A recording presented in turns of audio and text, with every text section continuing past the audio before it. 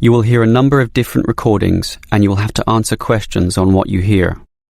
There will be time for you to read the instructions and questions and you will have a chance to check your work. All the recordings will be played once only. The test is in 4 sections. At the end of the test, you will be given 10 minutes to transfer your answers to an answer sheet. Now turn to Section 1. Section 1. You will hear 2 flatmates, Tom and Richard, discussing the rules of their shared house. First, you have some time to look at questions 1 to 6. Now we shall begin. You should answer the questions as you listen, because you will not hear the recording a second time. Listen carefully and answer questions 1 to 6. Richard, as we discussed before with this extra bedroom in the house, we should advertise for another tenant, but I think we've got to establish rules this time. We already have 2 rules about the rent money. Remember? We pay on the 5th and expect full payment with no excuses. Sure, but I mean additional rules apart from those 2. Okay, there's certainly no harm in that. Remember the problems we've had with people in the past. I think we should learn from those bad experiences. You may have a point there. For example, you know that I like cooking, so I can propose a kitchen rule straight away. Every tenant must clean after use. We shouldn't allow what happened last time. You mean that guy who left all his dirty dishes piling up and food on the floor? Clean after use. We should write that down. I'm happy with that. And not only clean, but they also have to tidy up. We can't have them cluttering up our very small kitchen counter. I'm with you there. That will make life far more manageable. So, tidy up is our second cooking rule, let's say. And now, can I tell you what really annoys me? Sure. Dirty tenants. Those who just allow dirt and dust to build up around the house and don't care less. We've got to have a strict rule prohibiting that. What about a cleaning roster? We can make a list of everything that we expect to be done. Carpets vacuumed, furniture dusted, toilet cleaned, and so on. And everyone is required to take turns. First my turn, then your turn, then the third tenant's turn. This spreads the load so we can keep the apartment very clean. I'm happy with that. Otherwise, one person will be working harder than the others. But how often do we do it? Every day, twice a week, or once a week, or what? Every day. What do you think? Too often, I would say. Well, every 3 days then. I don't know. We're all busy with part-time jobs and study. I'd say that once a week is good enough. It's probably what most households do, anyway. All right. Let's run with that then. As long as we do clean regularly and well. Okay, are there any other rules? What about music, loud TV, that sort of thing? I want absolute quiet at night because I go to bed early in order to get up early for my job. So, why don't we say no noise after, say, 11 at night? Earlier than that, 10 p.m. That's consistent with most rental properties, and no overnight visitors either. You're right. That caused a lot of problems when the last tenant brought his drinking buddies in for the night. So, we prohibit late night noise and overnight visitors as well. That sounds good to me. Before you hear the rest of the conversation, you have some time to look at questions 7 to 10.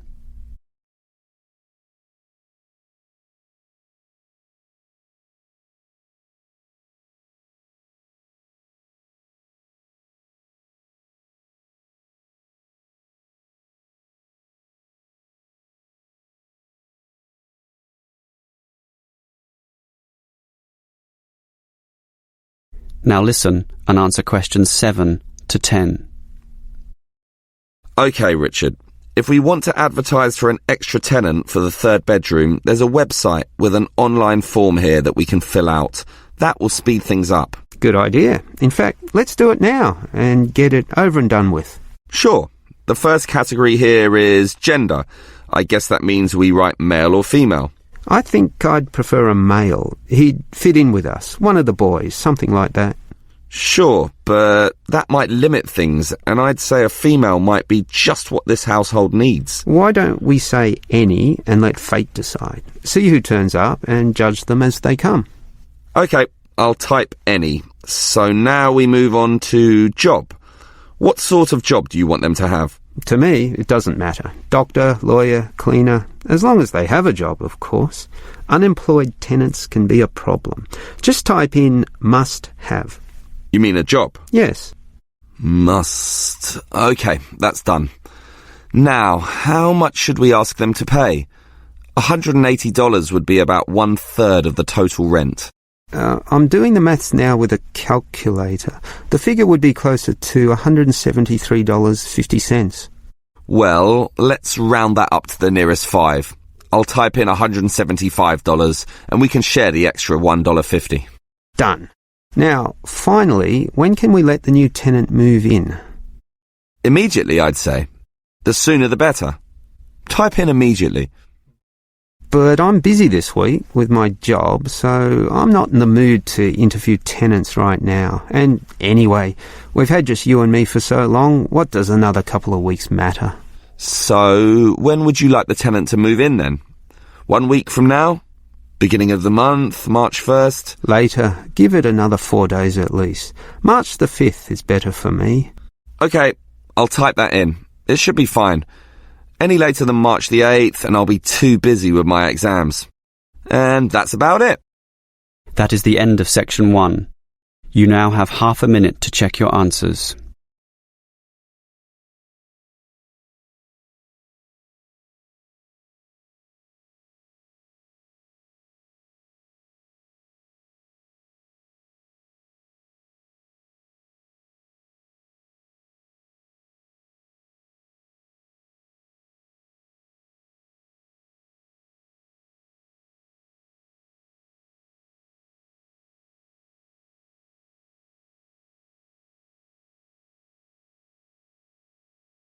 Now turn to Section 2.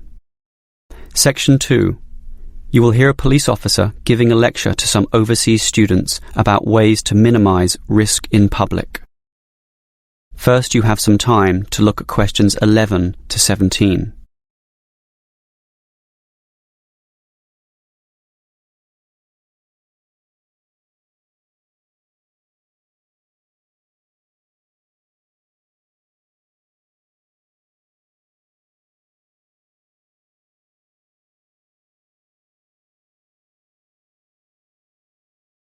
Now listen carefully and answer questions 11 to 17. Hello, everyone. As new students, having just arrived, it is important that you are conversant with some of the aspects of living safely here. Let me immediately say that, in contrast to the high crime rate in other cities, ours is very low. Nevertheless, there is some advice that would be considered prudent in even the safest of places. It is therefore in your interest to look at this map of the city and familiarise yourself with its areas, some of which may not be as safe as others, particularly at night. A little research now in this respect will obviously help you a great deal. For this reason, we have provided a variety of brochures and information leaflets which we encourage you to take and read. In addition, you should talk to people you know, to your homestay parents and teachers, and get a feel for the situation both in the neighbourhood where you live and the city at large. Now, you should know about the police presence in this city. There are local police stations in every suburb, but not all of these are open 24 hours a day. For that, you need a main station, of which there are many, and you should familiarise yourself as to the location of the one nearest to you. Moving on, many of you might like to go out at night. So, you should also familiarise yourself with the public transport system. It could put you at risk if you are wandering around lost in the late hours of the night, particularly if you are a woman. Our city has a fairly good public transportation system, but not all of it operates necessarily to late hours. For this reason, you can avail yourself of the special late-night buses known as night birds, which operate along most major routes. Again, collect one of the brochures on the table here for the night bird timetables. Finally, if you do feel there is an emergency, you can dial 000. However, this does not take you through to a police station, but rather an operator.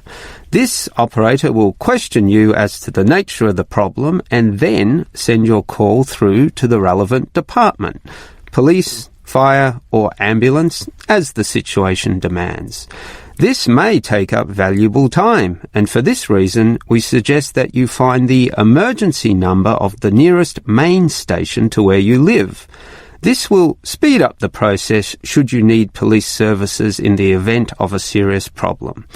Having said all this, let me remind you once again that this is a very safe city and we don't expect any problems to occur. Yet, it always pays to be prepared. Before you hear the rest of the talk, you have some time to look at questions 18 to 20.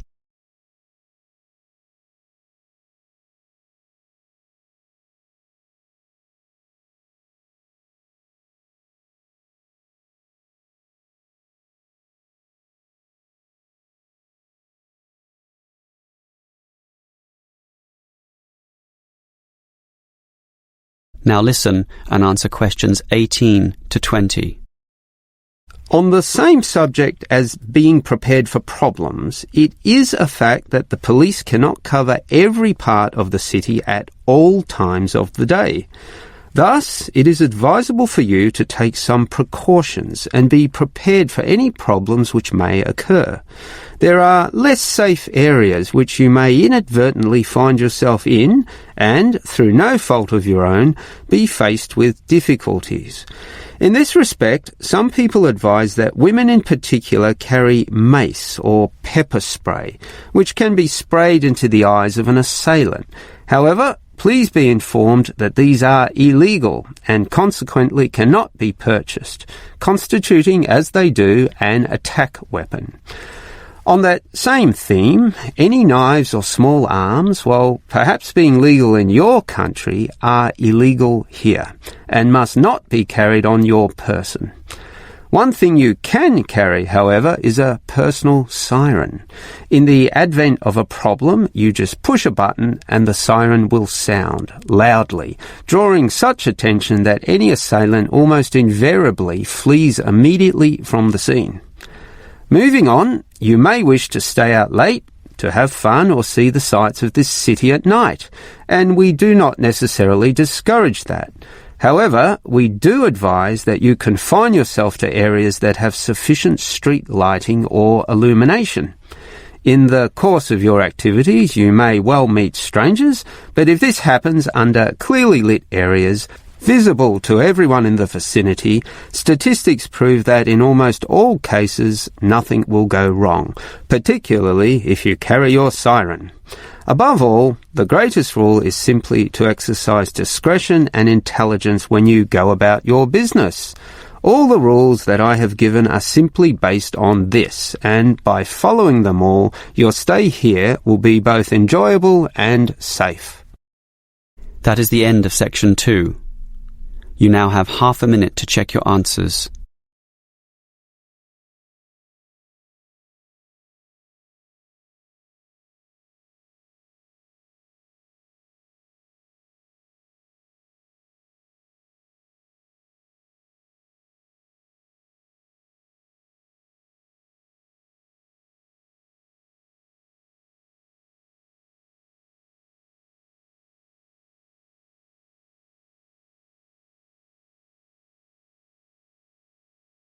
Now turn to section 3.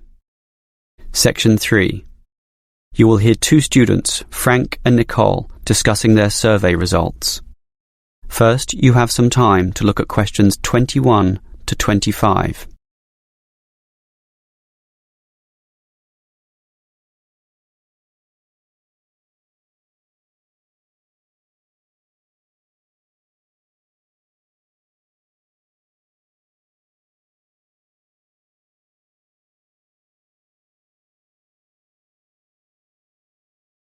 Now listen carefully and answer questions 21 to 25.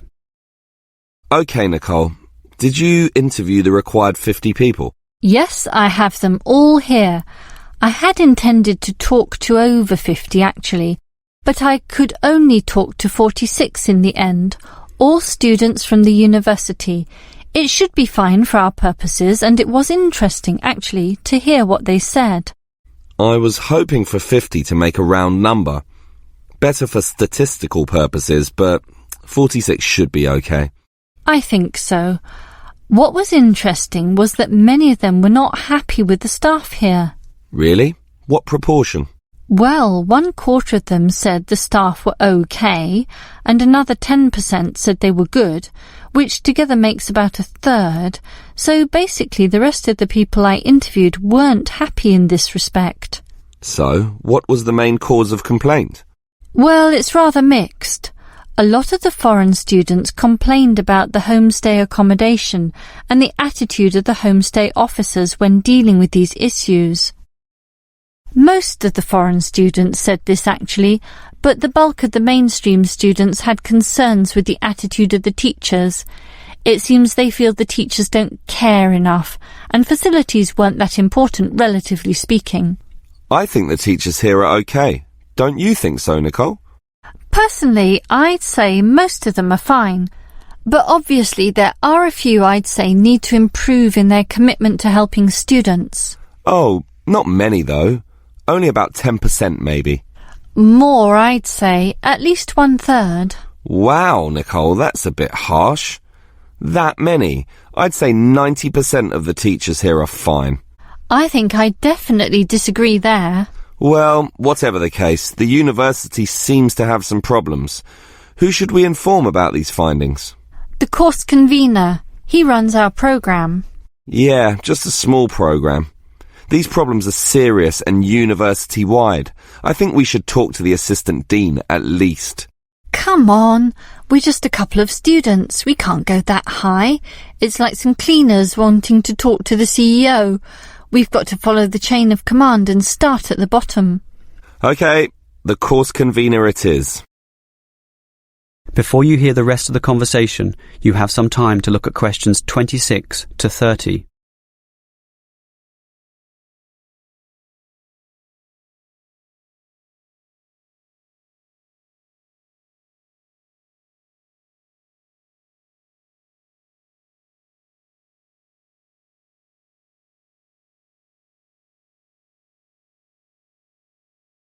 Now listen and answer questions 26 to 30. So, Nicole, can you explain the technique you used for interviewing people? Every time I try interviewing, I seem to encounter problems, and yet you managed to interview so many people so quickly. What's the secret? It's really quite simple. Let me explain it all. The first step, and this is probably the most important point, is to select the position or the location where you're going to do the interviewing. It's got to be a good one. For me, it was the university cafeteria at lunchtime, where people would be relaxed, have time, be sitting down, and be more willing to speak. Ah, clever. But that leads to the next point. Everyone's in a hurry these days, so you've got to immediately confirm that they can in fact spare some moments to answer your questions. There's no point starting and then having them rush off in the middle of the interview. It just ruins everything. Yeah, that's happened to me a few times actually. And then it's equally important to carefully outline why you want to talk to them in the first place. Some people might think you're a salesman or a busybody or some nutcase from a religious cult. They have to know the purpose and trust you. Now, part of that trust involves guaranteeing that the information will be kept in total confidence. And for that reason, I show how we don't take down names or any personal data. After that, you're ready to begin, but sometimes they're not won over or not ready to give you the time, in which case you remind them about how their information can actually improve life for all students, and that they are actually serving the purposes of everyone by cooperating. Right. Make it seem like a noble cause. It is, in a way, but the last step is not so noble at all. I just offer them a payback, usually a scratchy lottery ticket, if they promise to answer all the questions. Everyone dreams of scratching one of those tickets and winning $1 million, so that makes them do everything you want. Aha, very clever. That is the end of section 3. You now have half a minute to check your answers.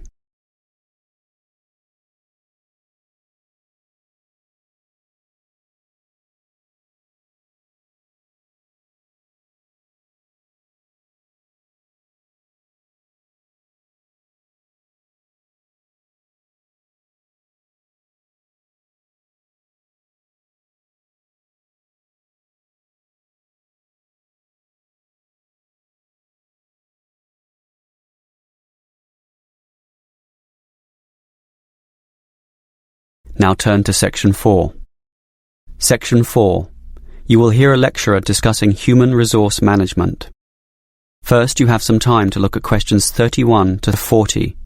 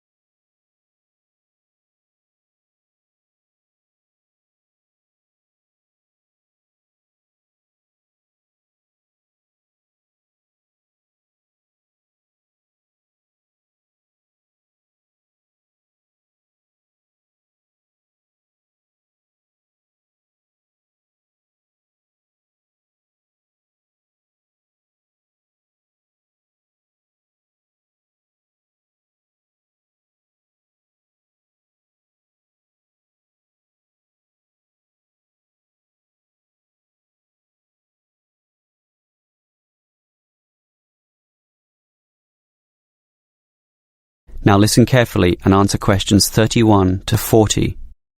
Obviously, the people who work in companies need to be managed. Pay must be added up, hours clocked, and leave tallied. This is known as hard human resource management, or hard HRM. This is because it is based on hard numbers, facts and rules. That is, an impersonal, calculative aspect. And again, there must be such an outlook, with all its paper-based systems, in order to carry out company tasks. But if there's a hard, there must be a soft. And it is this soft element of HRM that I'd like to consider now. Historically, it took a long while before the importance of this soft element was realized. Originally, for example, in Henry Ford's car-making factories, workers were regarded as unthinking tools who would mindlessly repeat the same task for 8 hours a day. This attitude worked for a while. However, the Ford Motor Company faced the growing challenges of huge turnover, lack of motivation, declining quality of their product, and labor disputes. It eventually became clear that the original ethos about workers was wrong. It needed to take their human needs more into account.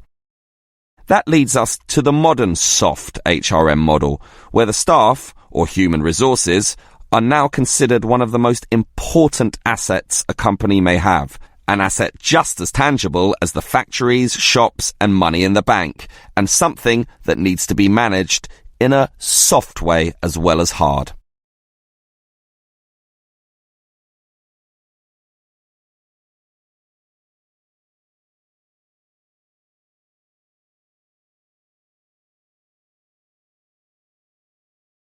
So, what is soft HRM?